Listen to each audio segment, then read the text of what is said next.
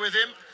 Nick Cunningham of the USA, what a great run from this man from Monterey, California in the first heat to put himself in medal contention with Justin Olsen, Johnny Quinn and Dallas Robinson on the USA 2 sled. This is another night train. This sled won with Holcomb last year, had a bronze medal in this event. Cunningham started 16th, so he had that late start advantage. Good start though, 5:07 start in the first run. 5:07 again, speed in the left, 51.7 they should have, 51.7 they have, so now he's got to point it straight. And he's only got 14 trips or so in this sled. He only took it over at the Lake Placid World Cup and crashed it in Winterberg. And there's a big, oh, it's over now. Well, no, he's got a chance still. That was a quarter of 20 hundredths right there.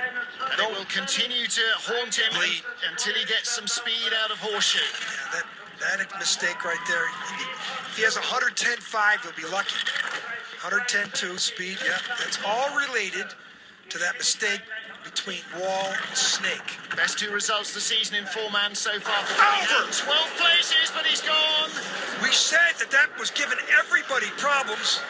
Well, John, everybody. He's in a sled with very different steering responses from what he's used to, and when the reflexes are needed, when it has to be instinct, it's leading him astray because it reacts differently from what he's been used to over the last few years with his older sled. And unfortunately, having to drop out the back, Dallas Robinson.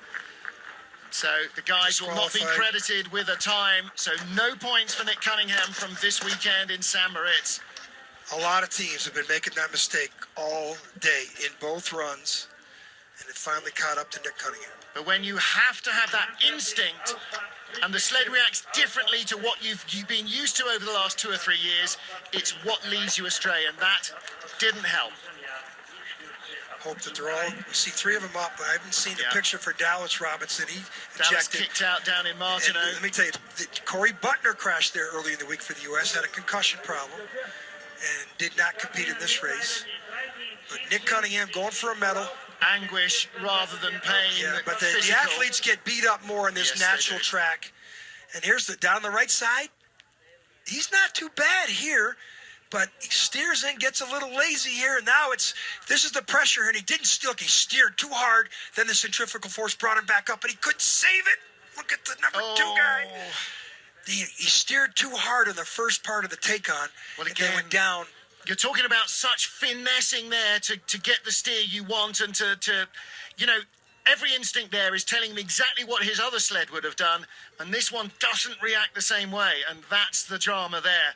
He's got 2 more race weekends to just learn this sled intimately. Here comes the night train team down to talk to There's Chris Spring and the guys come down to see if they're okay. And here's where Dallas Robinson gets out. Let's hope he's okay. He flattens himself out to try and that's where you get the ice burns. I mean, he's flying 50 miles an hour. There's D-Rob.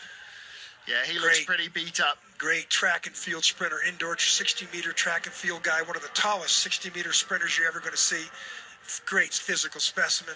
And you need to be, on a natural track, you just stay, on a refrigerated track, you just stay in the sled and go. This natural track's a different beast when you crash. And they're going so fast. They're over 90 miles an hour, 5G in that final corner. It just rips him out of the sled. 85 miles an hour when they crashed. So you can see that the track workers are now clearing up after that crash. There will be a hold here in St. Moritz.